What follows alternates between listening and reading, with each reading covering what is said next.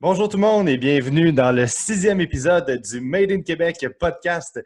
Mon nom est Antoine Meunier et j'ai le plaisir aujourd'hui de recevoir déjà le dernier invité de la semaine 100% baseball sur les ondes du Made in Québec podcast. Et oui, j'avais décidé de faire une semaine qui rendait hommage au baseball, qui est un sport qui me tient à cœur vraiment, comme ceux qui me connaissent le savent. Et puis aujourd'hui, je reçois un invité que je connais déjà depuis un certain temps, Kevin Young de la compagnie B45. Ceux qui ne connaissent pas Kevin, en fait, c'est un agent, c'est un représentant ou un terme anglais, MLB Rep, qui est un représentant spécialisé dans le baseball majeur. Et puis, afin de représenter naturellement les produits B45 auprès des athlètes, des joueurs en question. Et puis, je voulais recevoir à mon podcast simplement parce que Kevin a un parcours incroyable. Combien de gens peuvent se vanter de travailler avec leurs idoles, d'avoir comme mentor leur idole? Donc, quand on passe à Éric Gagné, qui est un mentor et un patron maintenant aujourd'hui pour Kevin.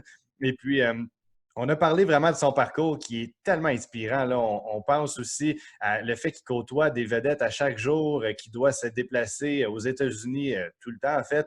Et puis maintenant, dans le monde, on pense en Asie, la Corée, la Taïwan et tout ça. C'est vraiment un parcours incroyable pour un Québécois d'ici qui peut nous inspirer, mais également, je voulais qu'il nous parle de son entreprise B45 pour laquelle il travaille. C'est une entreprise qui fabrique des bâtons 100% Made in Québec. Donc, vous allez comprendre le lien naturellement avec le Made in Québec podcast. Et puis, non, je voulais vraiment qu'on en parle parce que c'est un produit que je connais, que j'utilise déjà depuis quelques années. C'est un produit qui est unique. Là. Il n'y a rien de comparable dans le monde. C'est du yellow birch. En fait, c'est le bois du bouleau jaune, en bon québécois, qu'on utilise pour faire les bâtons en fait, de baseball B45. Les avantages, comme on disait, c'est un bâton qui est extrêmement flexible, mais également durable. Donc, il brise beaucoup moins si vous êtes dans une ligue de baseball mineur et que vous n'avez malheureusement pas beaucoup de budget pour vous acheter des bâtons. On pense quand même que c'est une centaine de dollars par bâton. Ça va vite. Et puis là, on a la chance d'en avoir peut-être un ou deux qui vont nous durer pendant 2, 3, 4 saisons, on ne sait pas. C'est sûr, ça reste du bois. Il peut y avoir un accident qui se produit qui fend en deux carrément, mais on a la chance d'avoir un produit durable beaucoup plus que dans certaines autres marques de produits plus connus. Et puis, le baseball majeur l'ont testé, l'ont prouvé. C'est effectivement un des plus durables, si ce n'est pas le plus durable dans le monde.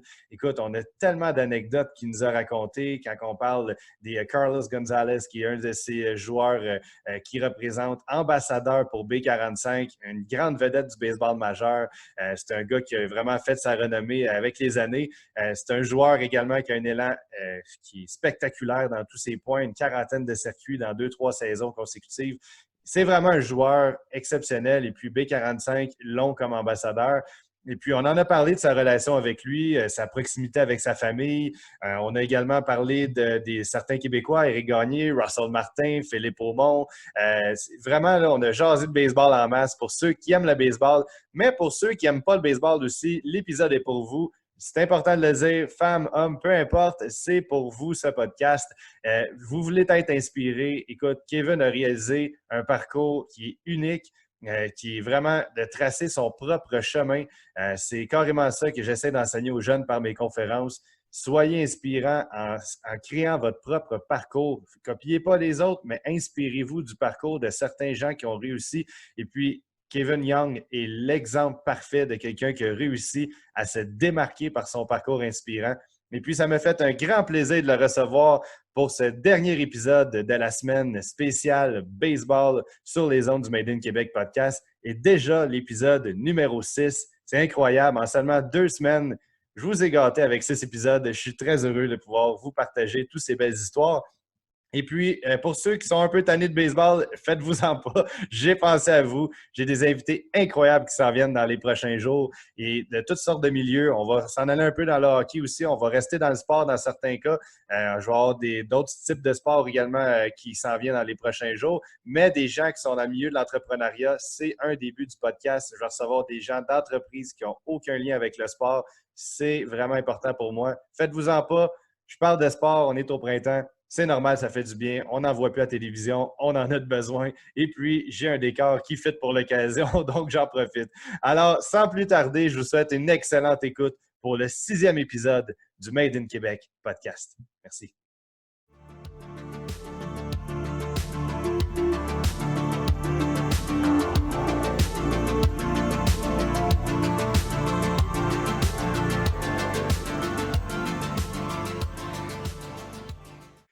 Bonjour tout le monde et bienvenue dans le 6e épisode du Made in Québec podcast. Et aujourd'hui, c'est le dernier épisode de la semaine spéciale baseball. On a reçu 5 invités vraiment incroyables. Et puis, on termine ça la semaine, en fait, avec Nasrid Sul-Sunday, rien de moins que Kevin Young, en fait, de B45, qui est une compagnie, en fait, qui fabrique des bâtons de baseball 100% Made in Québec, donc concept avec le Made in Québec podcast. Et puis, en fait, les gros avantages, vite, si vous vous demandez c'est quoi le bâton B45, ben c'est du Yellow Birch, simplement. C'est un bouleau jaune qui est un de nos spécialités québécoises qu'on fait ici. On a de l'érable excellent au niveau dans le bois, mais également du Yellow Birch. Et puis B45, on focusait là-dessus pour avoir le meilleur bâton de baseball au monde. Et puis, en connaissant un peu Kevin avec différents, dans le fond, pour parler qu'on a eu au niveau de la photographie sportive, j'avais pas le choix de l'inviter au podcast parce que c'est quelqu'un qui a un vécu incroyable. Il parcourt l'Amérique du Nord. Puis là, je viens d'apprendre que le monde également, il est à ses pieds. Et puis, on a vraiment beaucoup de choses à jaser au niveau baseball, mais je veux surtout qu'il vous inspire à travers cette période qui n'est pas trop facile, mais il y a vraiment un parcours inspirant. Alors, je vais lui laisser la présentation lui-même. Kevin, merci beaucoup d'être avec nous aujourd'hui. Ça fait plaisir. Alors, présente-toi un peu. C'est qui Kevin Young? Qu'est-ce que tu fais dans la vie? D'où tu viens? Quand est-ce que tu as commencé à jouer à la balle? On veut tout savoir. Écoute, j'ai commencé à jouer au baseball, j'avais 5 ans. Mon père m'avait amené au parc, m'avait dit « Essaye ça, t'aimes-tu ça? T'aimes-tu pas ça? » J'ai vraiment aimé ça. Aussitôt que j'ai mis les pieds sur le terrain, là, on dirait que ça a été un coup de foudre pour moi. Là. Je suis pas mal amour avec ce sport-là. Puis ce sport-là, ben, heureusement pour moi, j'ai réussi à pouvoir faire ma vie. Dans le fond, ma vie a suivi son chemin là, par rapport à ce jour 1 là, que je suis allé sur un terrain de baseball. Wow. Donc aujourd'hui, à 30 ans, je suis encore sur le terrain de baseball. Je vis ma passion à travers mon travail, à travers mes amis, à travers mes connaissances, mes contacts par rapport au sport. Donc c'est vraiment le fun. Wow, écoute, j'entends déjà tous les gens qui sont passionnés de baseball au Québec dire « Attends, ce gars-là gagne sa vie dans le baseball. » Oui, il n'y en a pas beaucoup de Québécois qui peuvent se vanter d'avoir la chance de travailler dans le baseball majeur. En plus, là, on ne parle pas juste du baseball mineur. Là, tu côtoies carrément des athlètes du baseball majeur. Et puis, je trouvais que c'était très inspirant parce que c'est pas juste les gens qui sont fans de baseball qui écoutent le podcast. Puis, je veux vraiment que les gens comprennent que ton parcours, oui, il est en lien avec le baseball, mais c'est que tu as vraiment franchi une barrière qui, pour ceux qui connaissent un peu ça, c'est quasiment une barrière de l'impossible. C'est de travailler dans le baseball majeur en tant que Québécois. Il y a une petite majorité qui peuvent, en fait, une minorité de gens qui peuvent se vanter de l'avoir fait. Et puis toi, tu l'as fait. C'est vraiment hyper inspirant. Et puis, je veux savoir, dans le fond, qu'est-ce qui a mené à travailler pour B45? D'où est venue la première approche que tu as eue avec eux? Ben écoute, ça fait déjà quelques années là, que je suis avec la compagnie. Moi, tout a commencé, dans le fond, là, j'ai rencontré Eric Gagné, ça fait peut-être 6-7 ans, je te dirais. J'ai eu la chance qu'il m'invite en Arizona chez lui, m'entraîner avec des lanceurs. C'est sûr qu'à ce moment-là, je travaillais beaucoup avec Philippe Aumont, Justin Terrien, d'autres lanceurs durant la saison morte. T'étais-tu entraîneur, excuse-moi? Ou... Pardon? T'étais-tu entraîneur ou quoi? C'est quoi tu faisais à ce moment-là? Moi, je suis catcher depuis que j'ai 5 ans. Okay. Puis, tu sais, j'étais le receveur à Philippe Aumont avant qu'il se fasse repêcher. J'étais le receveur à Justin Terrien avant qu'il se fasse repêcher. Okay.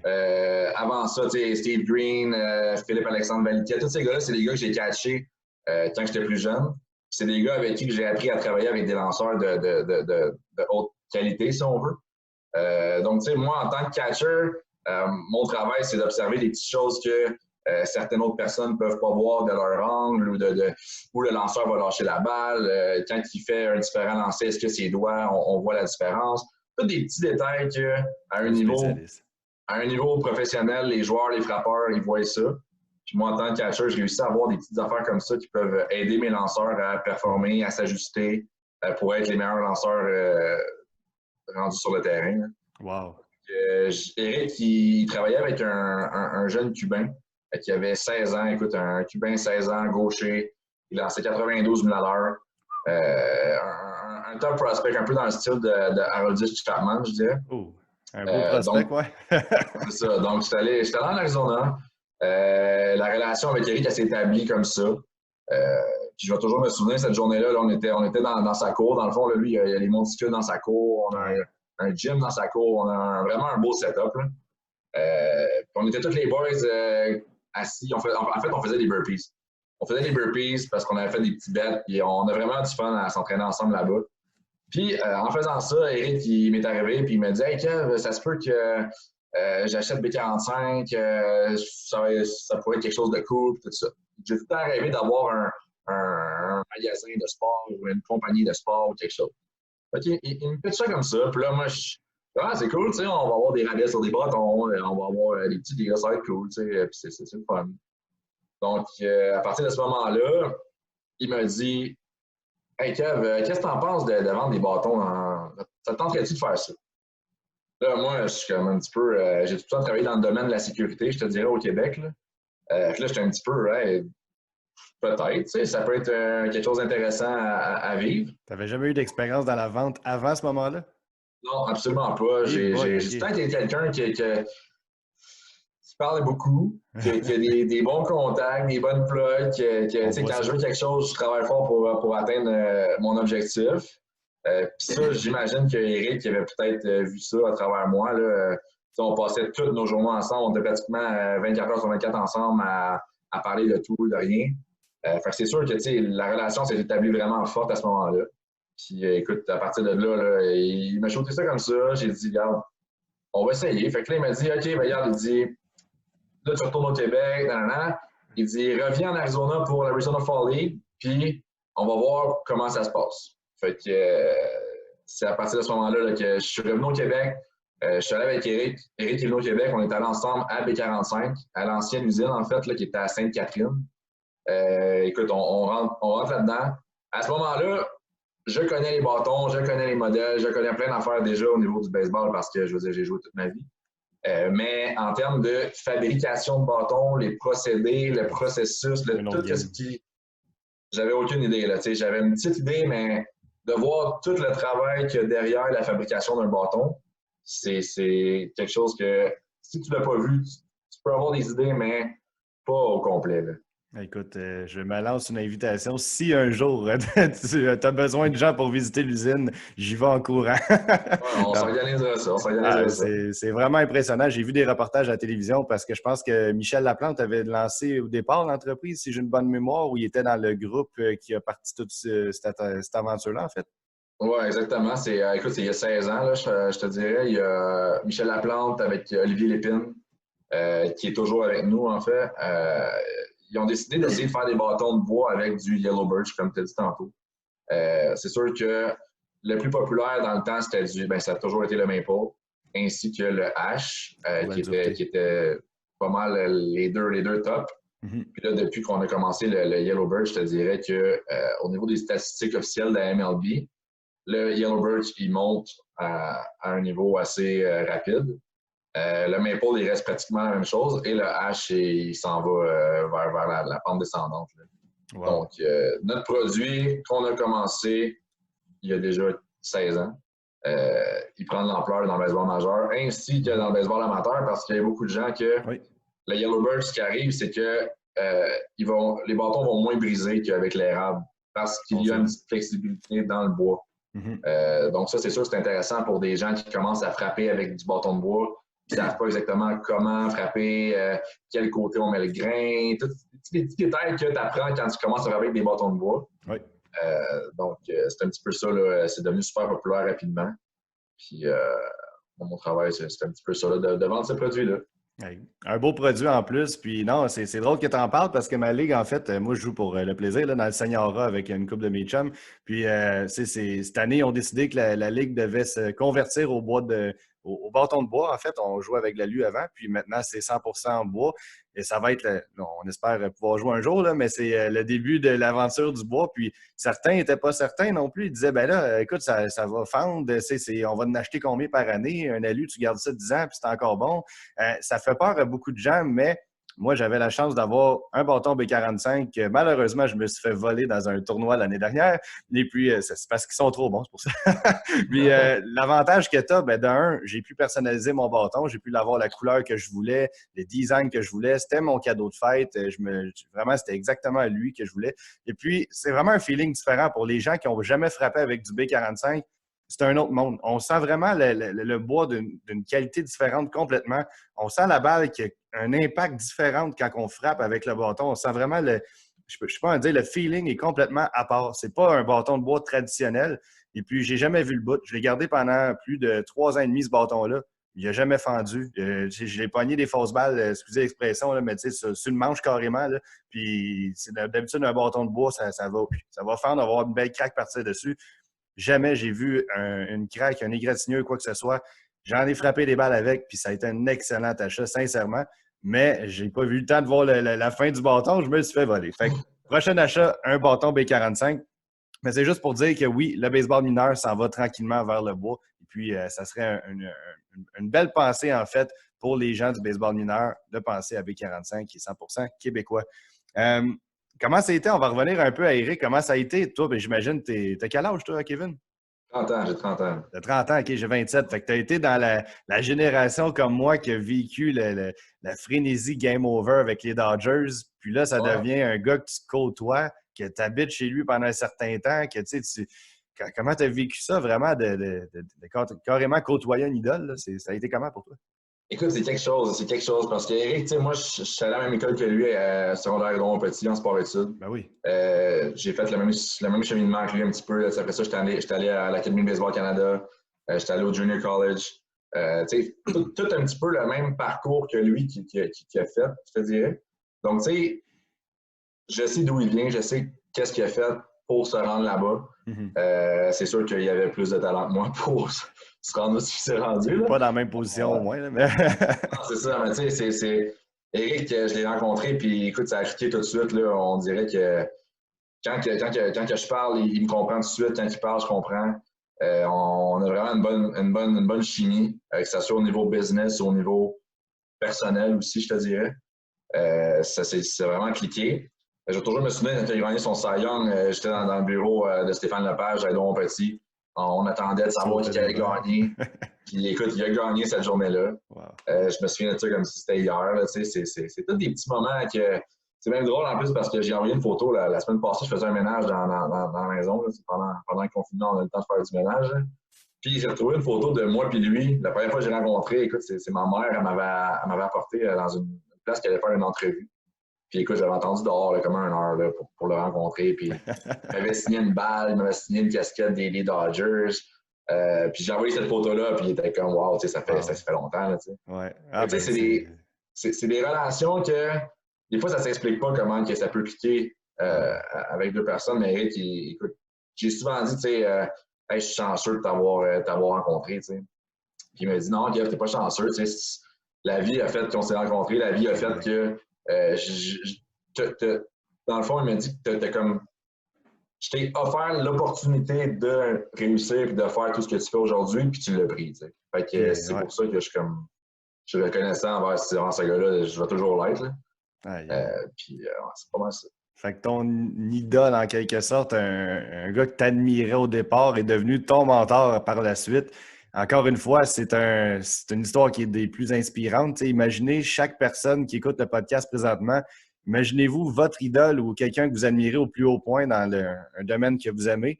Devenez votre mentor du jour au lendemain. C'est une personne qui t'aurait chassé son autographe plusieurs années avant. Puis là, aujourd'hui, tu travailles avec à chaque jour. L'histoire est vraiment inspirante et très spéciale. Là, fait que pour ça, je voulais que tu la racontes. C'est vraiment unique. Ouais, puis tu sais, je suis pas le seul non plus. Là. Eric, là, il a tellement pris des gars sur son aile là, que Eric, oui, il a eu la carrière qu'il a eue. Écoute, il est en Arizona, il joue au golf, il fait sa vie. Il prend le temps pour des gens qui veulent réussir dans la vie. Puis ça, je trouve que c'est quelque chose que, écoute, c'est pas tout le monde qui est comme ça. J'en connais beaucoup des joueurs des majeurs, là, des anciens joueurs. Ils font leurs affaires, qui ont fait leur million, la vie est belle, ils gèrent leurs affaires. Mais Eric, il prend le temps écoute, un Jason Terrien, un Philippe Aumont, écoute, il a amené des Carl Gélina, il a amené. Écoute, on est allé coacher Team France avec lui au World Baseball Classic, avec Yvan Nakarata, Jean-Philippe Poulain, un physio de Québec qui est venu avec nous autres là-bas. Wow. Il y a vraiment, là, Eric, c'est quelqu'un qui prend soin de son entourage. Il va toujours s'assurer que tout le monde est correct autour de lui. C'est tous des petits détails que, des fois, dans la vie, là, ça fait que cette personne-là est autre que juste un ancien All-Star puis un ancien joueur de baseball. Il y a les côtés personnels aussi qui entrent là-dedans. Là. J'en ai parlé un peu durant la semaine baseball. Quand tu vas écouter les autres épisodes, on en a parlé avec Mark Griffin, un peu avec Perry également, et puis Perry Janis de l'Expo Fest. Et puis, c'est ça, en fait, on a parlé d'Éric Gagné comme étant justement quelqu'un qui a le Québec tatoué sur le cœur, sans faire de jeu de mots, parce que je sais qu'il y a un tatou de la fleur de lys sur un mollet, je pense, ou un avant-bras, mais c'est plus. Là, ouais, c'est son puis, ouais, exact. Fait que, tu sais, ça reste que c'est un gars qui a le Québec à cœur. Puis il y a beaucoup de gens, tu sais, que j'entendais sur les réseaux sociaux. Tu sais, je suis parmi ceux-là qui a été énormément déçus quand on sait tout ce qui est arrivé vers la fin de sa carrière, quand des révélations sont sorties. Mais il l'a jamais nié. Tu sais, je veux dire, c'est quelqu'un qui a admis ses torts, qui a fait en sorte de... Tu sais, on fait tous des erreurs dans la vie, on s'entend là-dessus. Personne de parfait ici. Puis de voir que le gars a compris ses erreurs, puis que par la suite, il a dit, garde, moi, je vais faire en sorte que j'ai peut-être fait certaines erreurs, mais j'ai des connaissances, puis j'ai fait face à des situations que peu de gens peuvent se vanter d'avoir eu dans leur vie, dans tout le monde entier, d'avoir fait face à des Barry Bonds, de striker carrément, de vivre ces moments-là sous pression, sous haute pression. On parle de tout ce qu'il a fait ou pas fait, là, on s'en fout. Ce moment-là est unique. Le gars a réussi à gérer ça comme peu de gens peuvent le faire. Puis, il y a des notions aujourd'hui qu'il peut apprendre, surtout aux jeunes de la relève. Puis, le fait qu'il s'implique avec des Philippe Aumont, des Jason Terrien ou avec toi-même, tu sais, ça en dit long sur le gars. Puis c'est ça vraiment que, tu sais, je veux dire aux gens, moi, je l'ai pardonné. Ça a été mon idole de jeunesse. Je l'ai pardonné par la suite. Ça a pris une couple de temps. J'ai lu son livre, j'ai mieux compris. Je vous le suggère, Game Over, écrit par Martin Leclerc. C'est vraiment un excellent livre. Puis ça a vraiment aidé à tourner la page, c'est le cas de dire. Puis aujourd'hui, je suis tellement fier de le voir s'impliquer, acheter une compagnie avec son groupe comme B45, qui est 100% québécois, puis de promouvoir les produits du Québec à travers le monde. C'est tout à son honneur. Puis je voulais en parler aussi avec toi parce que tu le connais bien. Puis c'est vraiment une histoire incroyable que tu as vécue avec lui. Ouais, c'est incroyable, c'est sûr. C'est sûr que c'est quelque chose de. J'ai déjà dit plein de fois, mais c'est quelque chose que je vais toujours être reconnaissant envers lui de m'offrir la chance de pouvoir faire ce que j'aime dans la vie. De pouvoir avoir du plaisir à me lever le matin à 5 heures puis aller au stade durant le temps d'entraînement. Tu sais. On va en parler de ça. Oui, excuse. Parce que j'ai vu tes nombreux posts, malheureusement, juste avant que la crise arrive, là, que tu étais dans le spring training, le camp d'entraînement printanier carrément, là, du baseball majeur, parce que c'est ton travail durant les camps d'entraînement. C'est, je pense, le moment de l'année où tu as le plus de job, veux pas. Il faut que tu fasses ce stade après l'autre en Floride. OK, il y en a qui vont dire, ben, regarde, il est chanceux, il n'a pas à se plaindre, mais c'est de la job quand même. Je voyais tes posts à 5-6 heures le matin. Il se lève de bonne heure, le gars, il travaille, puis il est là jusqu'à tard le soir à faire essayer ses bâtons. Parle-nous de c'est quoi la vie de Kevin Young en camp d'entraînement et d'un MLB rep carrément. Ben, écoute, comme tu as dit, c'est beaucoup de travail. D'aller au stade le matin, c'est une affaire. Moi, j'ai commencé ça fait 4 ans, je pense. J'étais allé au spring training la première fois. Première fois que tu vas là-bas, tu ne sais pas trop où aller, tu ne sais pas trop. Chaque place, chaque équipe, chaque stade, c'est différent. Il y a des équipes qui vont dire OK, toi, tu peux venir dans la chambre, mais lui, il ne peut pas venir dans la chambre. Toi, ici, tu vas être seté dehors du clubhouse. Il y a tout plein de petits détails comme ça que la première année, j'apprenais. Écoute, là, j'avais jamais été là. J'avais déjà eu la chance d'être dans le milieu du baseball majeur avec Russell Martin qui m'avait déjà invité à Tampa. J'étais allé voir les Yankees, où j'avais eu la chance de côtoyer des Derek Jeter puis des A-Rod, puis avec Ivan Nakarata. Il m'a un petit peu montré comment ça se passait. C'était vraiment cool. Sinon, avec Philippe Aumont, même chose. Il était avec les Phillies. J'ai eu la chance d'aller avec lui dans la chambre des Phillies. J'avais catché des lanceurs des Phillies. J'avais un petit peu vu comment ça fonctionnait au niveau du baseball majeur. Qu'est-ce que tu peux faire, qu'est-ce que tu peux pas faire. Parce que c'est vraiment, là, c'est un monde que fais pas un pas à gauche si faut que tu marches droit, puis il faut que tu t'assures de faire les choses comme il faut. Mm-hmm. J'ai eu ce petit coaching-là un peu avant sans même savoir que j'allais être avec B45 un jour. Donc ça m'a aidé beaucoup là, quand j'ai commencé avec B45 parce que justement, je savais déjà un petit peu où aller, quoi faire. Donc, durant le temps d'entraînement, je te dirais que moi, j'ai une cédule à suivre là, avec des rendez-vous avec les équipes. Tous les jours, je vais rencontrer une équipe. Des compagnies qui font 2-3 équipes par jour.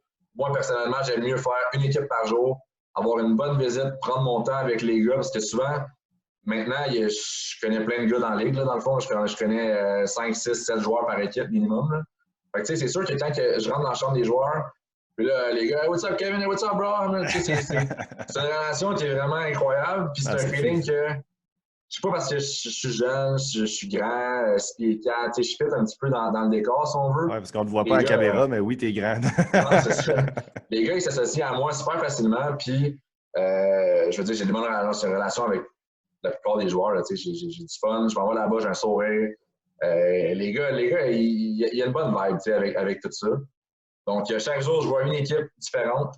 Souvent, moi, je commence en Arizona, parce qu'en Arizona, il y a beaucoup de routes à faire. Tu pars exemple, là, je m'en vais à Fort Lauderdale. Après ça, je m'en vais à West Palm Beach, à Jupiter. C'est tout un site qu'il faut que je m'assure d'aller voir tout le monde.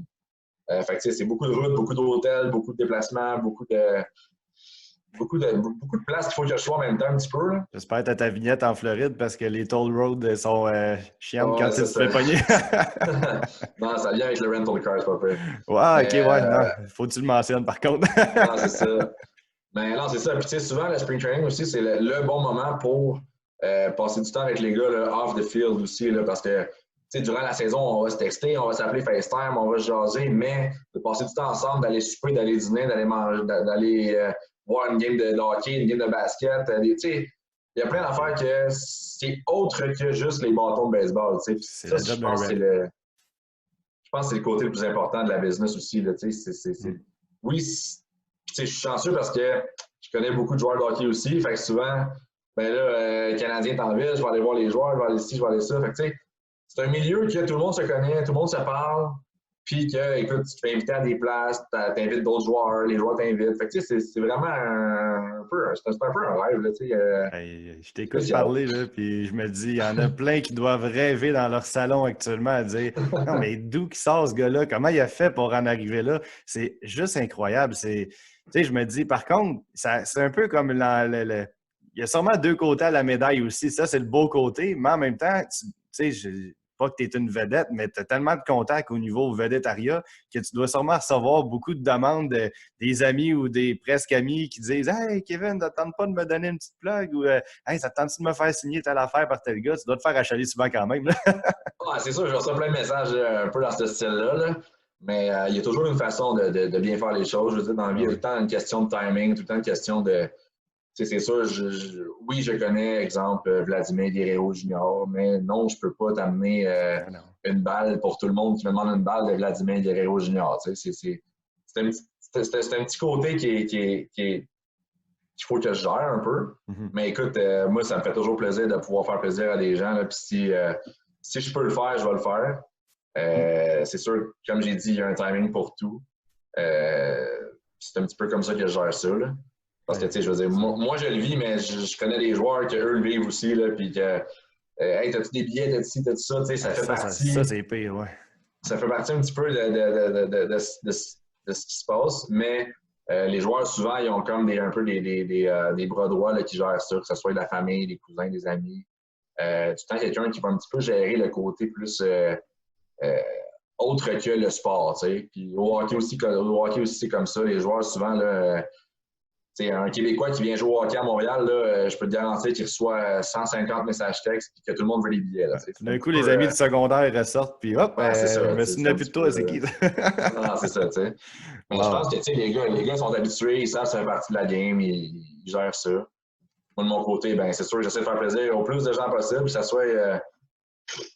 peu importe, là, souvent, quand c'est les games au stade olympique, j'ai eu la chance d'amener quelques de mes amis proches sur le terrain, rencontrer des joueurs, rencontrer du monde. Fait que c'est des affaires qui sont le fun, mais c'est des affaires que c'est délicat aussi.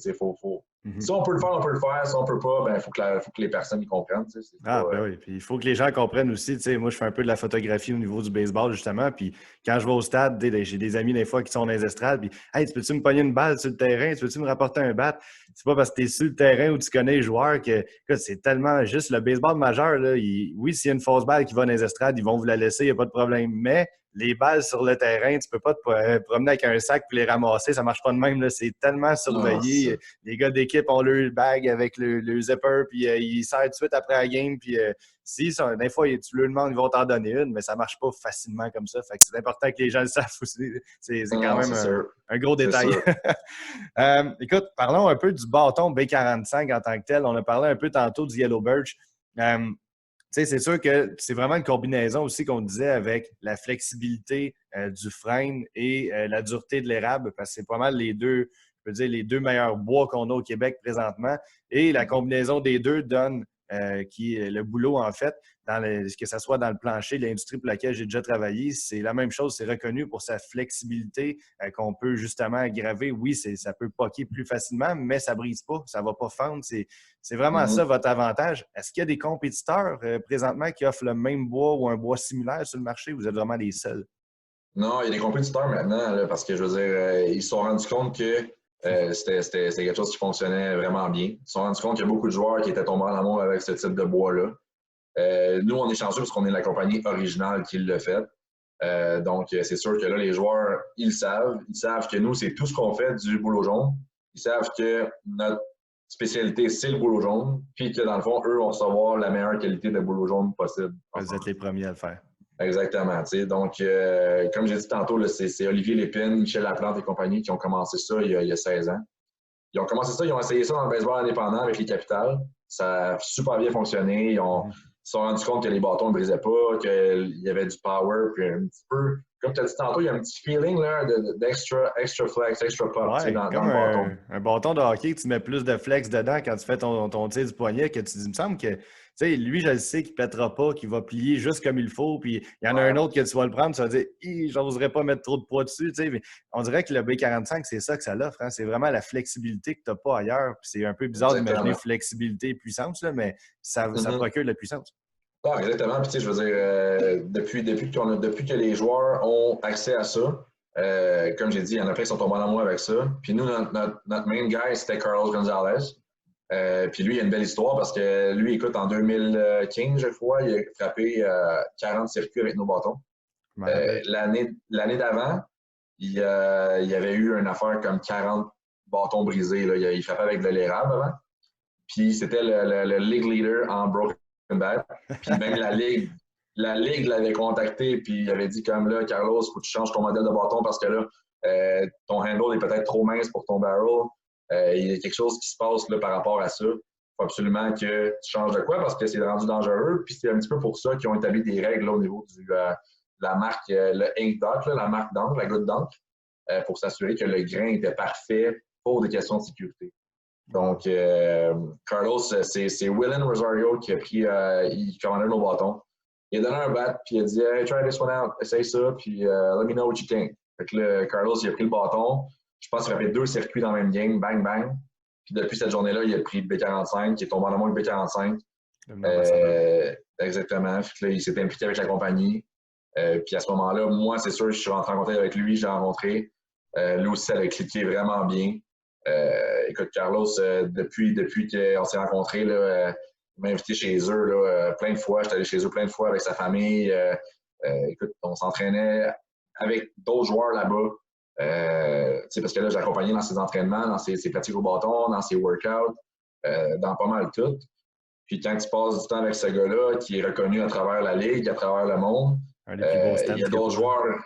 Il y a d'autres joueurs qui voient que tu le connais, d'autres joueurs qui voient que, hey, this guy, et ce gars-là, il est cool. Si Carlos, il l'aime, ça veut dire que je peux le truster et qu'il est cool, tu sais. Fait que j'ai passé beaucoup de temps avec lui, avec sa famille, dans sa maison en Floride. Dans sa petite Ferrari aussi, là. On a fait un petit tour. Un avantage social de la job. Non, c'est ça, tu sais, mais ça fait partie de la game, tu sais. Il y a dans la cage des frappeurs, dans le gym, c'est quelque chose. À la maison, c'est quelque chose d'autre. C'est toute une relation qui est. Avec Carlos aussi, c'est incroyable la relation qu'on a. Wow. Puis, ben, à travers tout ça, c'est sûr que je rencontre plein d'autres joueurs à cause de Carlos. Puis les autres joueurs, d'autres joueurs. Ça fait que la compagnie, veut pas, ça prend l'expansion. Puis c'est ça qu'on veut, dans le fond. Ben, exactement. Puis non, c'est bon que tu m'apportes sur Carlos Gonzalez parce que c'est vraiment un joueur qui, moi personnellement, c'est un de mes préférés depuis le début de 2010, je dirais, au niveau du stand, ce qu'on appelle la position bâton. Là, il y a un peu à la, je dirais, tu sais, Griffey au niveau fluidité là, de l'élan. Là. C'est Ouais. tellement beau à le voir s'élancer, c'est incroyable. Là. Puis les mains rapides qui sortent, c'est fou, c'est vraiment incroyable. J'aimerais que tu nous parles un peu de, justement, par rapport à lui. Qu'est-ce qui peut se produire pour qu'un gars, justement, puisse, tu sais, parce qu'il y a eu quelques difficultés dans les dernières années quand même, là, dans les 2-3 dernières années. Comment il a pu devenir un frappeur aussi dominant à avoir, c'est-tu parce qu'il a quitté le Colorado? C'est qu'est-ce qui peut arriver pour que les performances puissent diminuer à ce point-là ou c'est simplement l'âge aussi, parce qu'il avance aussi, il n'est plus dans la fleur de l'âge? Y a-t-il un élément qui peut avoir arrivé ou? Ben, je te dirais que c'est beaucoup, là, tu sais, le baseball, c'est beaucoup mental. Beaucoup de joueurs vont te le dire, là, le baseball, c'est mental. Carlos, il y a eu une saison de 40 coups de circuit. L'année d'après, il y a eu une saison correcte. Mais là, c'était la fin de son contrat. Ouais. Peut-être que dans sa tête, je vais-tu retourner, je vais-tu pas retourner, je vais-tu aller free agency. Surtout qu'en ce moment, dans le baseball majeur, les agents libres, c'est rendu vraiment comme c'est quelque chose que tu ne veux pas trop aller tester parce que tu ne sais pas trop ce qui va arriver. Les joueurs, ils signent tard. Donc là, l'année passée, il a signé son contrat avec les Indians de Cleveland. Je pense qu'il restait 4 ou 5 jours au spring training. Donc, il s'est présenté là-bas.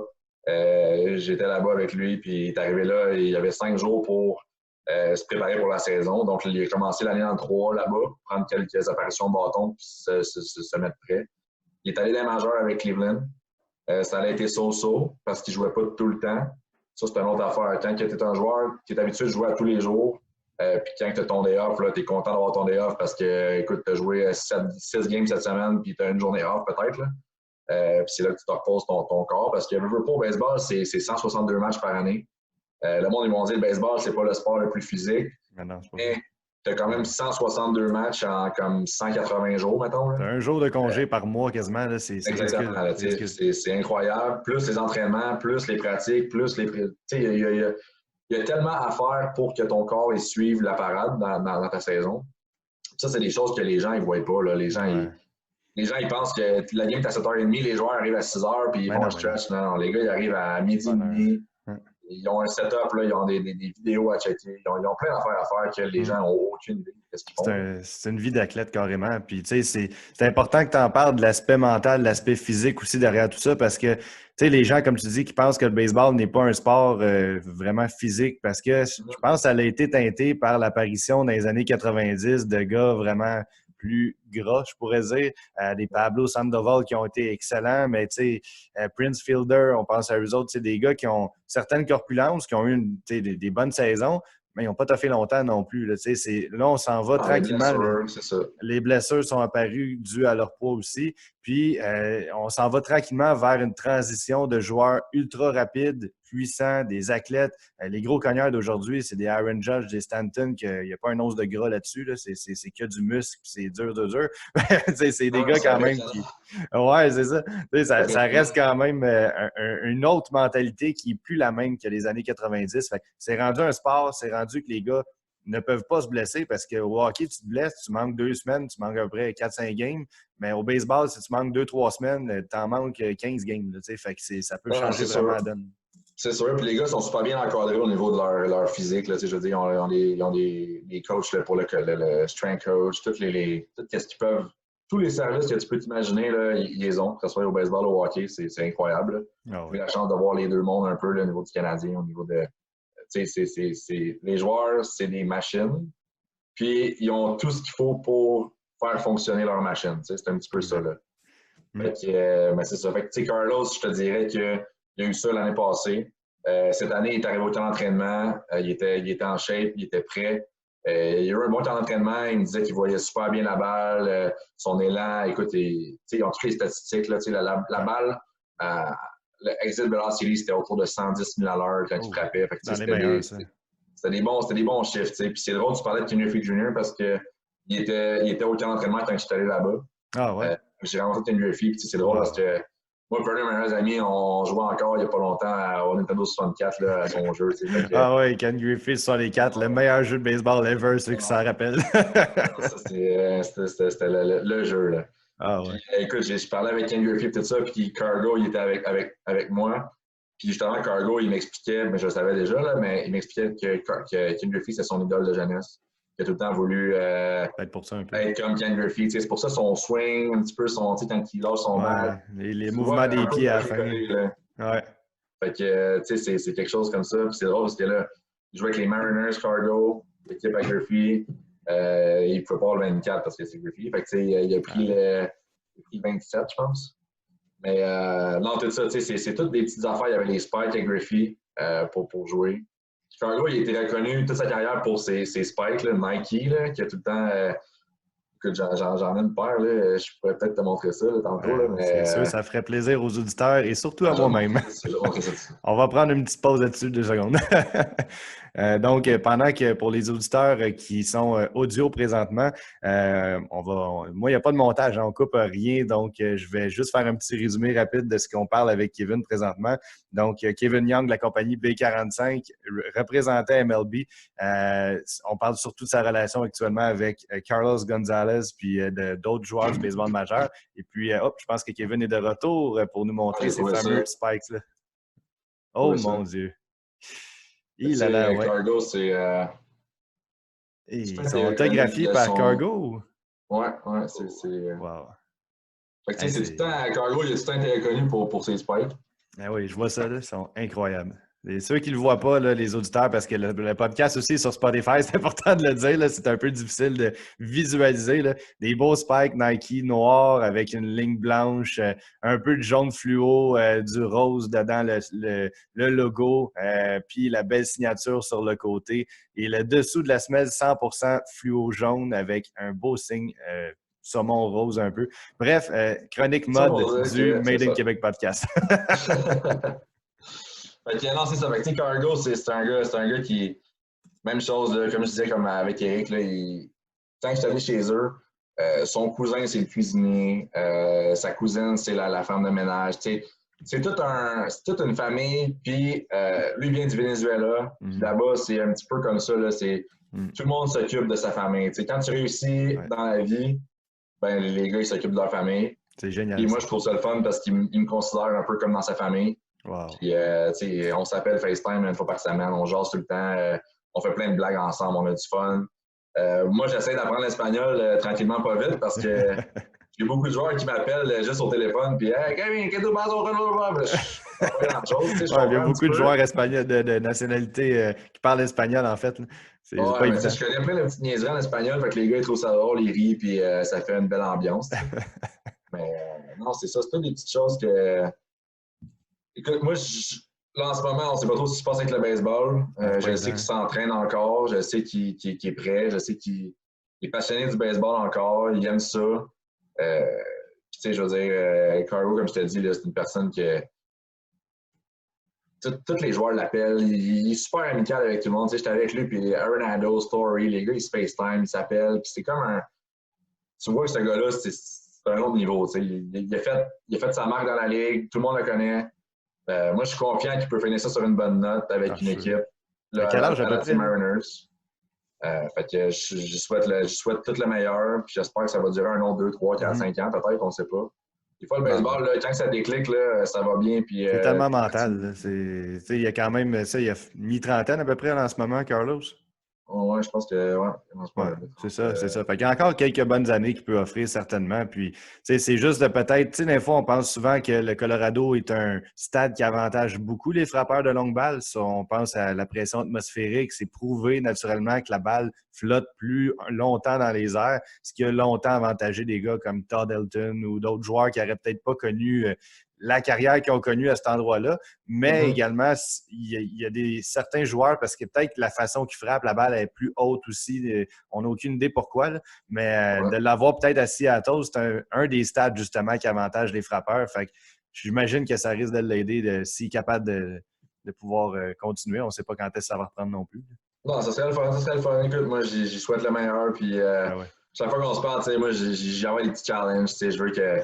Lui va faire ça par rapport au bâton. Il va me dire ah, t'es pas game de faire ça. Puis moi, je vais dire ah, t'es pas game de. Des petits challenges de fun entre amis. Fait que ça fait une belle ambiance. Puis, je parlais de Cargo, mais j'ai développé des super bonnes relations avec plein d'autres joueurs là, avec mon travail. Puis, tu sais, c'est des relations qui sont pas juste pour les bâtons. Tu sais. Puis ça, c'est important parce que des compagnies de bâtons, il y en a 40, je pense, dans le baseball majeur. Ouais. Puis il y a 40 gars comme moi qui essayent de vendre leurs produits.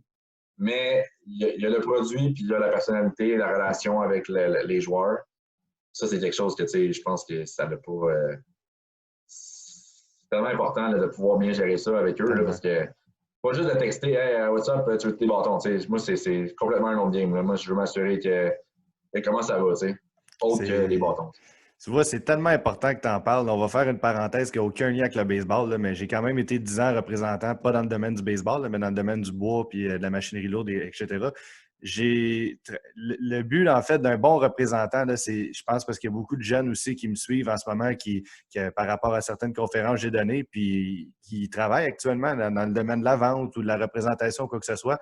Si on peut vous donner un seul bon conseil, c'est vraiment ça. C'est que le représentant, il ne faut pas que ça soit juste un gars qui vend un produit. Il ne faut pas que tu sois là juste pour parler de ton produit. Des fois, moi, j'allais voir des clients que, mettons, dans les pelles excavatrices, dans un domaine que j'ai travaillé ou dans les tracteurs, c'est une machinerie qui vaut 200 000 300 000. Bien, tu ne vas pas le voir juste pour parler de machinerie ou juste de, tu sais, hey, ça tente-tu de m'acheter une machine? Le gars, il ne veut pas nécessairement tout le temps acheter, mais d'aller le voir juste, hey, comment ça va? Puis de serrer la main. Je voulais juste prendre de tes nouvelles. La famille va bien. Comment, tu crées une relation de confiance avec ton client. Puis c'est ça qui va faire que le moment venu de l'achat, c'est sûr que c'est un bon produit, ça va aider, là, mais le moment venu de l'achat, ton client va se rappeler de toi puis il va te dire ouais, ce gars-là était là, il a pris de mes nouvelles quand ma femme est rentrée à l'hôpital, il m'a rappelé, il s'est souvenu de notre discussion d'un an avant, prendre des notes aussi sur ce que les gens nous disent, d'être à l'écoute, que le gars semble que tu n'es pas nécessairement un numéro, mais que pour lui, tu es un humain devant lui, en fait, que tu comptes pour lui. Puis c'est tellement important, ça, la relation de confiance que tu bâtis avec ton client. C'est là-dessus que tu vas développer des belles relations à long terme, comme tu fais présentement avec Carlos ou avec tous tes autres protégés avec B45. Puis c'est vraiment ça. Les gens qui sont dans la représentation, développer un lien de confiance avant de focusser sur l'achat du produit. C'est ce qui est le plus important. Ah, c'est sûr. Un peu comme, tu sais, exemple, on a un Québécois là, présentement dans le baseball majeur, là, Abraham Taureau. Ah ouais. Abraham, c'est drôle parce que moi, j'ai joué avec son frère Douglas pendant quelques années. Abraham, il venait me voir jouer, tu sais. Il disait, je me souviens quand tu jouais avec les Orioles à Montréal, tu catchais puis tu faisais ça, tu sais.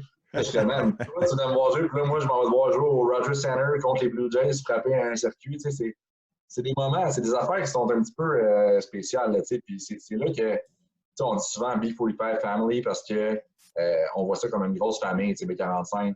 Puis les joueurs qui font partie de notre famille, ben écoute, on en prend soin puis on s'assure qu'ils sont contents.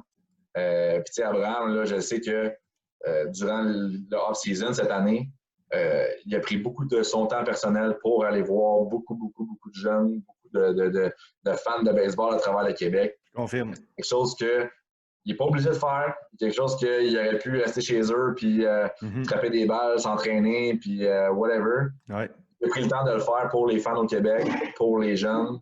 Tu vois qu'il veut redonner aux jeunes qu'est-ce que lui a eu un petit peu quand il était plus jeune. Ah, tellement. Moi, je me souviens qu'il venait nous voir au baseball, là, en junior élite. Là, il venait nous voir, puis jamais on aurait pu dire que hey, lui, il va être des majeurs dans 8 ans. C'est important que tu en parles parce qu'Abraham, je pense, de ce que tout le monde dit, c'est pas nécessairement le talent qui était le plus sur les spotlights. Mettons, à 16 ans, tout le monde parlait que d'Abraham Taureau. Il était bon, il était clairement dans une moyenne plus élevée de son âge. Mais ce qui a fait qu'il s'est rendu où est-ce qu'il est rendu aujourd'hui, c'est son éthique de travail. Je pense que c'est ce que tout le monde répète par rapport à lui. C'est un gars qui a une éthique incroyable puis qui focus sur les détails, qui veut s'améliorer. C'est un travaillant carrément, Abraham Taureau. Ah, il est professionnel de A à Z, je veux dire, au niveau de sa préparation, au niveau de son entraînement, au niveau de gérer son temps, gérer tout ce qu'il peut faire, Abraham, c'est un professionnel. Puis, tu sais, je veux dire, je l'ai vu au camp d'entraînement l'année passée, quand il y a eu un camp d'entraînement incroyable, qu'il a fait son nom pas mal au camp d'entraînement l'année passée, je te dirais. J'allais le voir les matchs. Tu sais, moi, j'essaie de rester pour aller voir les matchs souvent quand j'ai des joueurs qui jouent. Après les games, comment tu te sens? Puis il dit, je me sens bien, je me sens à ma place, j'aime ça, je suis confiant. Fait que, c'est des petites affaires que il n'est pas vieux, là, Abraham. Là. Ça lui a pris 3 ans pour se rendre dans le baseball majeur. Là. Il n'y en a pas beaucoup que ça va aussi vite. Là. Fait que, il s'est rendu là. Là, c'est sûr que dans le baseball majeur, il y a beaucoup de joueurs qui vont le dire. Là. c'est difficile de se rendre dans la maison majeure, puis c'est encore plus difficile de rester là parce que chaque année, il y a des nouveaux gars qui arrivent, il y a des gars, il va tout le temps avoir un quelque part meilleur que toi. Fait que c'est pour ça qu'il faut que tu travailles encore plus fort pour garder ta place. Abraham, là, écoute, il travaille fort. Les joueurs, ils l'adorent. Là. Je veux dire, je côtoie les Altuve, les Correa, les Springer. J'étais dans le clubhouse là-bas avec eux.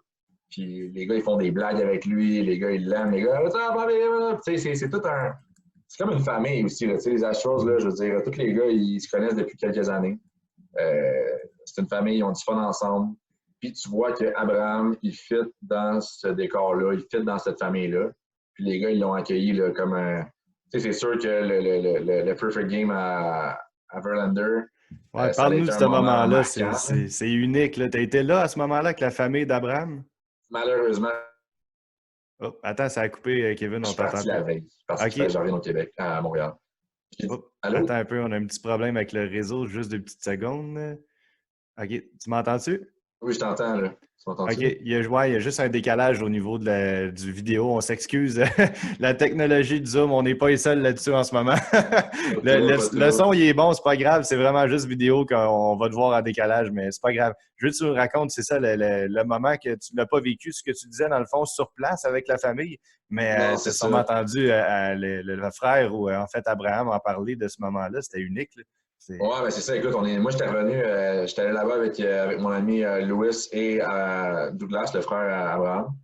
Puis écoute, on est parti la veille. Parce qu'on est pas. Dans le fond, on avait quelque chose, on avait une game, je pense, de senior, là, de série. Fait qu'il fallait qu'on vienne absolument le dimanche. Hey, on est parti la veille. Puis on a vu sur nos téléphones le live, le circuit Abraham. Vous avez été là pour le premier match, puis c'est au deuxième match que ça s'est produit en question. Puis son frère qui était là en plus au premier match n'a pas été présent dans le fameux Perfect Game de Justin Verlander. Wow! C'est un peu chiant. C'est plate, mais regarde, si tu veux. Ça fait partie de la game. On est allé le voir quand même là-bas. On a passé du temps avec lui. Il était super content de nous voir. C'est sûr que le reste de sa famille était là encore là, pour ce moment-là. Oui, sa mère, je pense qu'elle était présente. Oui, je pense que sa mère et une couple d'amis étaient là. Fait que, non, c'est des moments qui, écoute, c'est inoubliable. C'est quelque chose que... C'est incroyable de vivre ça. Là. Ça donne des frissons à nous, mais imagine, lui, là, Abraham là, qui est à Toronto, il y a le stress de la game, bang! C'est ça l'affaire, il n'est pas l'air stressé, il est à sa place. C'est les mots que j'ai à dire, il est à sa place. Fait que, il avait fait un circuit dans ce match-là. Hein? C'était-tu lui ou c'était l'autre match avant? Non, il a frappé un circuit en 9e manche pour donner les devants aux Astros. C'est ça, je me souviens plus. Après ça, il a attrapé le roulant pour le dernier retrait. Oui, au troisième but, c'est vrai. Puis, puis là, Verlander, il avait sauté dans les bras, puis il avait payé une belle petite Rolex, je pense, par après. Exactement. Écoute, c'est un moment unique. Tu sais, quand tu es Québécois, tu veux assister un jour, même si tu n'es pas lanceur, à un match parfait, parce qu'il n'y en a tellement pas beaucoup là, dans l'histoire. C'est vraiment unique. Puis quand tu joues avec un Verlander, ça l'aide à avoir un peu plus de chance. C'est un lanceur exceptionnel. Puis, il a vécu ce moment-là, puis en plus, c'est grâce à lui que le match parfait il est arrivé devant son pays en plus. C'est incroyable. C'est le fun de voir justement un Québécois atteindre cet objectif-là. Au Québec, là, on a eu Éric Gagné, on en a parlé. On a eu Russell, écoute, Russell, il a une carrière incroyable. Là, je veux dire, il est série, puis il a tout fait qu'est-ce que tu pouvais faire. On lui souhaite une bague à un moment donné, ça serait le fun. Il a passé proche. C'est ça, il a passé proche, ça serait le fun. Russ aussi, c'est un autre gars là, qui s'occupe tellement bien de son entourage. Puis, moi, il m'a donné la chance de vivre des moments incroyables aussi là, au niveau d'aller le voir. Puis, Russ, c'est une autre belle histoire que j'ai rencontré. J'étais dans le Media 3 à Vero Beach. Il jouait là-bas avec les Dodgers, puis il m'avait donné un bâton. Signé puis tout. Puis c'était un drôle hasard, tu sais, parce que dans ce temps-là, il me donnait un bâton. Puis quelques années plus tard, c'est moi qui donnais des bâtons. C'est ça, c'est ironique pareil. Hein? C'était un petit peu spécial, c'est drôle. Puis je vais toujours me souvenir que ce bâton-là, c'est un bâton, il y avait du tape dessus parce que c'est son bâton pour les pratiques au bâton, je sais pas. Puis dans un déménagement, je me l'ai fait voler. Ah non. Ouais. Fait que j'ai jamais revu ce bâton-là. Puis quelques années plus tard, là, j'ai dit Hey Russ, je me suis fait voler le bâton que tu m'avais donné. Puis c'est quelque chose que pour moi, ça représentait. Russ, là, moi j'étais un catcher, c'était mon idole de jeunesse aussi. C'était mon modèle. Je voulais être comme Russell Martin, tu sais. Puis quelques années plus tard, je m'entraînais avec lui, avec l'ABC, puis il s'impliquait avec moi, puis il me donnait des trucs. Puis, c'était trippant là, pour moi de vivre ça. Puis il m'avait donné un bâton, justement. Russell Martin, Dodgers, Los Angeles, il me l'avait signé. C'est tous des souvenirs que il y a une histoire derrière ça, fait que c'est magique un petit peu, tu sais. Ah, tout à fait. C'est des moments incroyables. Justement, je vais te poser la question. Ben, j'ai peut-être ta réponse un peu, mais je vais quand même te la poser. Je l'ai posée à Mark Griffin auparavant. Qui est, selon toi, le meilleur joueur de l'histoire du Québec qu'on a eu dans le baseball majeur? Ma réponse était Russell Martin, parce que je pense qu'une carrière plus complète, on pense aussi à Éric Gagnon, on n'a pas le choix. J'ai eu Claude Raymond comme réponse aussi, il y a plus longtemps, mais il faut quand même penser à tout l'impact qu'il y a eu dans le baseball majeur québécois. C'est qui, selon toi, le meilleur joueur de l'histoire du Québec? Écoute, c'est difficile, ça. Moi, personnellement, c'est sûr que Eric puis Russell, c'est pas mal les deux tops là, qui ont accompli le plus à long terme. Mais je suis tellement fier de tous les gars qui se sont rendus dans le baseball majeur. Au Québec, il y a beaucoup de gens au Québec qui n'ont aucune idée de qu'est-ce que ça prend pour se rendre dans le baseball majeur. Moi, je le vois parce que j'ai la chance de côtoyer ces gars-là au camp d'entraînement, durant la saison. Je vois ces gars-là, tout le travail qu'ils font pour être aussi bons qu'ils sont. On pense qu'il faut travailler fort pour se rendre là. Non, il faut travailler plus fort que fort que fort. Ces gars-là, c'est incroyable comment ils ont travaillé fort pour être là-bas. C'est pas pour rien que c'est les meilleurs au monde aujourd'hui. Ils en frappent des balles, puis ils en lancent des balles, puis écoute, c'est des répétitions, des répétitions, des répétitions. Éric Gagné aujourd'hui, là, tu lui dis lance 20 balles dans mon gant, là, puis je bouge pas, là. Il va en avoir 20 sur 22 peut-être. Là, tout être là. Russell Martin, tu lui dis frappe une balle au champ posé, il va en frapper 50 sur 50 au champ posé. C'est toutes des choses que ces gars-là, c'est des machines, puis c'est incroyable à voir. Là, je te dirais, je peux pas te dire qui, là, mais tous les gars qui sont rendus là, honnêtement, je suis tellement fier de eux, puis je suis tellement comme j'ai pas de mots, là. C'est incroyable de se rendre là-bas, là, puis de faire partie des meilleurs au monde. Là. Ah, tellement. Il y a tellement de joueurs, il y a des millions, des milliers de joueurs partout. Ah, ouais. Puis écoute, de se rendre là, je pense que c'est quelque chose de vraiment incroyable. Ah, ben oui. Si on veut dire au pire, Russell Martin a peut-être eu la carrière la plus complète et longue dans le baseball majeur pour un Québécois, mais le meilleur exploit, c'est Éric Gagné, définitivement, avec le Cy Young. Ça ne sera jamais battu, ce que je pense pas. Je le souhaite à tout Québécois de battre ce record-là, mais 84 sauvetages consécutifs, ça va être difficile. Non, ça va être une mission. Bonne chance, bonne chance. Bonne chance, oui, exactement. Écoute, le temps file, va falloir que je te laisse partir dans pas long. Pas que c'est pas intéressant, là, au contraire, c'est tellement intéressant, j'en aurais pour 2 heures encore. Je me suis pris des notes, là, des petites questions que je vais te donner en rafale avant de terminer. Si tu as un conseil ou plusieurs à donner à un jeune qui nous écoute ou que ce soit quelqu'un de plus vieux, j'ai posé cette question-là à certaines personnes qui ont un beau parcours comme le tien. Toi, ça serait quoi le conseil ou les conseils que tu donnerais à quelqu'un qui veut réaliser son rêve, qui est un peu mission impossible comme le tien? Si quelqu'un, un jeune, dit ça à ses parents là, qui veut devenir rep dans le baseball majeur, ça se peut que son père va lui dire « Va travailler dans d'autres choses de plus stable. » Ça serait quoi ton conseil, tu dirais, pour y croire? Écoute, moi, j'ai eu un conseil quand j'avais 6 ans, OK? Ouais. Ça venait d'un certain Patrick Huard. Oh, pas mauvais conseil. Moi, écoute, je tripais malade sur lui à cause des boys. Je pense que j'avais 6 ou 7 ans. Il m'avait dit, écoute, je voulais le voir, j'étais allé au Canada pour le voir à la Fureur, une affaire de même. Puis, j'attendais après, puis dans ce temps-là, il était avec Véronique Cloutier. Puis, il restait dans les loges, puis tout ça. Puis là, moi, j'ai dit à ma mère, je veux voir Patrick Huard.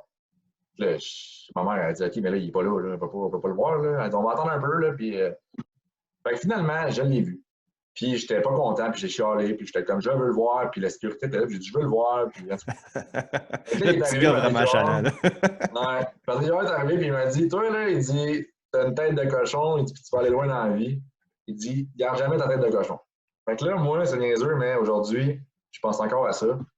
Puis, je me dirais que, je dirais à un jeune, là, dans la vie, quand tu veux quelque chose, travaille pour le faire. Dans le fond, travaille pour atteindre tes objectifs. Parce que dans la vie, on peut tout faire ce qu'on veut. Honnêtement, là, on peut atteindre tous les objectifs qu'on veut. On peut se rendre où on veut. Si tu veux être dans le baseball majeur, fais tout ce que tu peux, toi, ce que tu peux contrôler, toi, pour te rendre là. que ce soit si tu veux être, peu importe dans quelle branche tu veux t'enligner dans la vie, là, je pense qu'il y a toujours une façon de pouvoir atteindre tes objectifs. Mais reste focus, travaille pour atteindre tes objectifs, puis je pense que tu vas pouvoir réussir dans la vie. Qu'est-ce que tu vas réussir? C'est vraiment des excellents conseils. Puis c'est vraiment ça que je veux parce que je donne des conférences aux jeunes, justement, dans les carrefours jeunesse, dans les écoles secondaires pour qu'ils croient un peu plus en leurs rêves. Parce que moi, j'ai tout laissé ma carrière de représentant pour m'en aller en photographie sportive, comme tu sais déjà. Puis c'est vraiment ça, en fait, c'est de dire au départ, il y a beaucoup de gens qui te mettent des bâtons dans les roues, beaucoup de gens qui peuvent te décourager puis te dire ouais, mais tu sais, c'est peut-être pas idéal, tu sais, c'est pas la branche qui est la plus facile, il n'y a pas beaucoup de jobs, ça sera pas payant dès le départ, tu vas miser sur la sécurité. Mais si c'est ça ton rêve, puis tu veux pas te coucher avec des regrets, un peu comme on a parlé dans l'épisode avec Marc Griffin, de pas se coucher le soir avec un regret, bien, fais en sorte que ton rêve se réalise, puis de se lever chaque jour en aimant ce qu'on fait, comme Kevin, à 5 heures du matin en Floride, il aime ce qu'il fait, puis ça ne lui dérange pas de se lever pour aller voir ses joueurs. Ben, c'est vraiment ça que je suggère à tout le monde, d'écouter tes conseils, puis fais en sorte de garder ta tête de cochon, puis fonce, lâche pas, va au bout de ton point, puis tu vas réaliser. C'est rendu là, tout est possible, puis il n'y a pas de chance dans la vie. Hein. Quand le monde dit « Ah, t'es tellement chanceux, toi, je reçois quelqu'un comme toi aujourd'hui, ah, t'es chanceux. » Il n'y a pas de chance. La chance, là, on la crée nous-mêmes. Moi, nous deux, si on peut faire un petit pas un comparatif, là, mais une petite anecdote. Nous deux, on s'est connus. C'était un ami qu'on avait en commun, mais que je ne connaissais pas à l'époque. J'ai publié simplement mon parcours sur LinkedIn, comme quoi j'étais reconnaissant que la vie me donnait cette chance-là de faire ces rencontres-là aujourd'hui, puis que j'avais un beau parcours. Et puis, j'ai quelqu'un qui m'a écrit « Hey, tu pourrais peut-être aller prendre des photos en Floride. J'ai un contact, je te l'envoie. » Et c'était Kevin Young. On a été mis en contact et par la suite, on a développé une relation qui est agréable depuis ce temps-là. Tu sais, les contacts arrivent, il n'y a pas de chance. C'est du travail, c'est le temps, puis la vie fait bien des choses, puis c'est là souvent qu'on va recevoir des cadeaux un peu comme ça. Fait que c'est vraiment inspirant de te recevoir aujourd'hui. Ça fait plaisir, c'est bien le fun. Tant mieux. Écoute, en terminant, j'aimerais avoir, on va terminer sur une note, une question plus crunchy, puis une question plus évidente pour terminer. Vas-y. Question plus crunchy. Qu'est-ce que tu penses des Astros de Houston qui ont triché en série mondiale? Je peux pas rien dire par rapport à ça. Non, t'as des athlètes, c'est sûr. J'étais pas là, j'ai aucune idée. C'est sûr que ce qui est sorti, c'est un petit peu plate là, si c'est vrai. Mais personnellement, là, moi, ces gars-là, je les connais personnellement, j'ai jamais entendu d'histoire par rapport à ça. Je peux pas rien dire par rapport à ça. C'est sûr que c'est pas le fun. Mais écoute, là, je pense qu'avec ça, ils vont prendre les procédures et les mesures pour plus que ça réarrive si c'est arrivé. Sinon, là, je pense, oui, les Astros, en ce moment, il y a beaucoup de monde qui sont fâchés, puis ils ont raison d'être fâchés. Ça fait de la peine. C'est ça, sauf que, écoute, on peut pas, moi, personnellement, je peux pas dire rien, je peux pas juger rien. Parce que je veux pas te mettre dans l'embarras non plus, c'est pas ça le but. On n'était pas là, j'étais pas là, je ne sais pas. Mais c'est sûr qu'il faut garder le baseball le plus clean possible. Ouais. Parce que, de voler des signes, là, tout le monde l'a déjà fait. Tu d'abord, tu checkes le catcher. Souvent, c'est les coureurs au deuxième but, ils vont voler les signaux aux frappeurs. Il y a des petites méthodes là, que les joueurs, on connaît, on le fait dans les ligues de seniors, dans les ligues juniors, on le fait partout. C'est plus le côté technologique qu'on ne connaît pas. En fait, c'est arrivé, là, mais regarde, c'est ça. C'est du passé, il faut faire avec, puis espérant que ça ne se reproduise plus. Puis de toute façon, je pense que le baseball majeur est assez au courant aujourd'hui pour prendre les mesures que ça n'arrive plus, justement. Là. Puis on va les laisser gérer ça. Exactement. Bien répondu en politicien. Prochaine carrière, Kevin. C'est correct. Dernière question en terminant. On a parlé un peu de B45, de ton parcours, un peu de tout. Si on veut finir ça en beauté, est-ce que tu penses qu'il va y avoir du baseball majeur cet été sur les ondes de télévision ou en personne? On ne sait pas. C'est quoi ton opinion par rapport à ça? Mon opinion, c'est que je te dirais, ça me surprendrait beaucoup que le baseball, le hockey reviennent si c'est pour mettre des gens en danger. Dans le sens où, en ce moment, on ne sait pas trop ce qui se passe. On ne sait pas demain matin ça va être quoi les nouvelles par rapport au coronavirus et tout ça. On prend les procédures, chacun dans notre maison, j'imagine, là, pour essayer d'éviter que le virus se propage plus qu'il est déjà propagé. Mais mon feeling, on a eu vent qu'aujourd'hui, il allait avoir des nouvelles au niveau de la MLB là, par rapport à peut-être une saison qui commencerait peut-être en juillet. 4 juillet, ça serait concept. Oui, ça serait le fun, hein? Ah ouais. Mais c'est ça, j'ai lu un matin là, comme quoi que il parlait de peut-être commencer une saison en juillet. Une saison 70 matchs, quelque chose comme ça. Puis d'avoir un autre spring training en mi-juin. Là, c'est sûr qu'il faut être réaliste. Il faut que les gars aient du temps pour se préparer. Les lanceurs qui aient du temps pour se préparer. Parce que se lancer dans un filet puis frapper des balles sur un T-ball, c'est correct, là, mais pour avoir le game ready, game shape, il faut jouer des games, il faut frapper contre les lanceurs, il faut prendre des répétitions. Donc, écoute, mon rêve, c'est qu'il y en ait. Mon rêve, c'est que le baseball, il reparte dans pas long. C'est tellement le fun. Puis là, on écoute les expos à télé, c'est le fun aussi, là, mais on a hâte de voir du vrai baseball actuel, là, si on veut. C'est sûr, on connaît les scores. C'est ça, tu sais. Fait que, non, mais c'est le fun de voir aussi dans le temps comment c'était, puis aujourd'hui. Puis, tu sais. Ah ouais, ça a changé, hein, c'est fou. C'est le fun de voir des gars que. Je me souviens de Darren Fletcher, c'était mon catcher préféré dans ce temps-là. Puis, tu sais, je le vois jouer, puis je suis comme, c'est pour ça, tu sais. Puis, ouais, tellement. Donc, c'est toutes des choses le fun, mais je souhaite vraiment le retour du baseball, là, puis du hockey aussi, parce que je suis un gros fan de hockey aussi. Puis, dans les deux sports, là, les gars, je leur parle, puis il n'y a pas de nouvelles de rien, là, vraiment de officiel. Là, on parle, c'est difficile pour les athlètes en ce moment. Il y en a, ils font pas pitié non plus, mais ça reste des gars comme Mike Trout qui perdent 30 millions dans la saison parce qu'ils ne jouent pas. C'est quand même beaucoup d'argent. Puis c'est aussi le pas jouer pendant un an. Il y en a qui vont prendre leur retraite comme ça. On pense à Russell, qu'on n'espère pas que ça arrive, malheureusement, mais il est en fin de carrière, pas de contrat. Il y a beaucoup de joueurs qui vont être hypothéqués qui vont malheureusement avoir une carrière précipitée qui va se terminer. Mais on pense aussi à des compagnies comme B45. C'est pas facile. Vous étiez vraiment le vent dans les voiles, tout allait bien.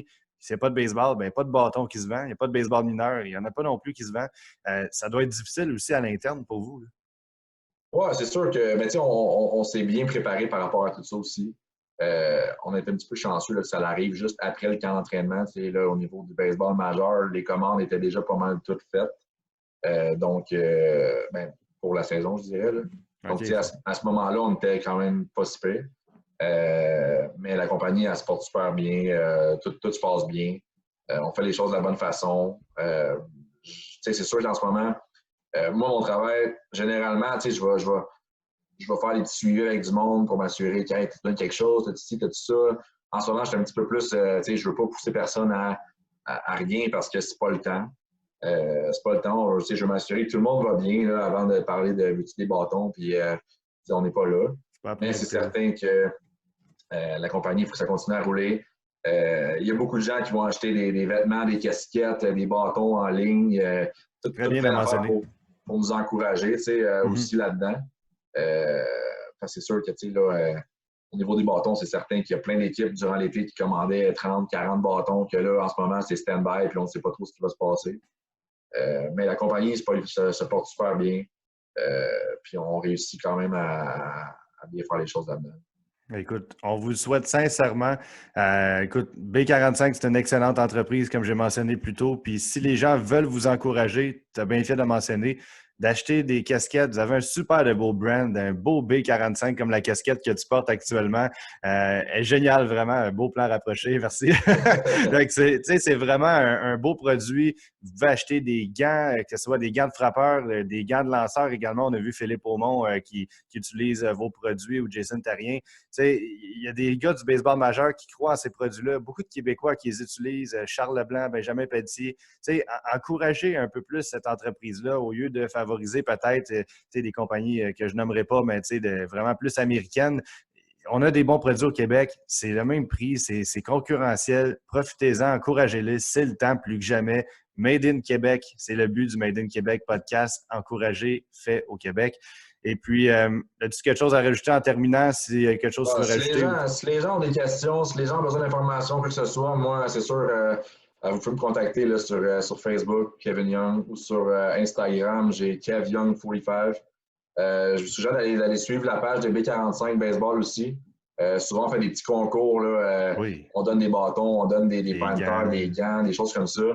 Ça peut être intéressant là, pour plein de monde de partager, passer le mot. Je pense que ça peut être quelque chose de vraiment le fun. Puis si vous avez des questions, là, gênez-vous pas, ça va me faire plaisir de m'occuper de vous. Vous aider Exact. dans vos choix.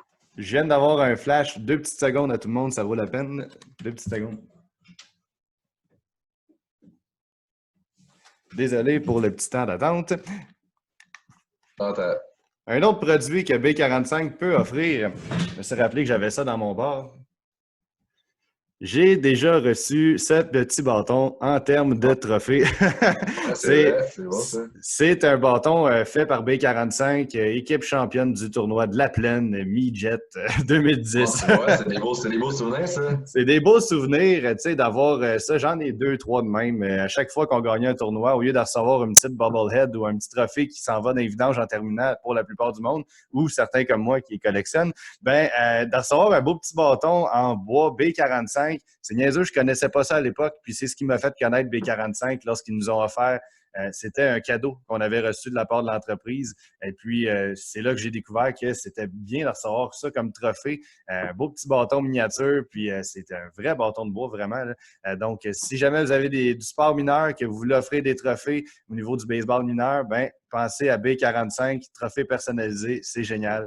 Puis, il y a plein de compagnies aussi qui commencent ça, des petits bâtons comme ça, là, avec le logo de la compagnie, à la place de donner des crayons puis des petites affaires, des calepins, des affaires normales, mais il y a du monde qui aime ça, avoir un petit bâton comme ça, comme trophée, puis ça peut être des belles idées cadeaux.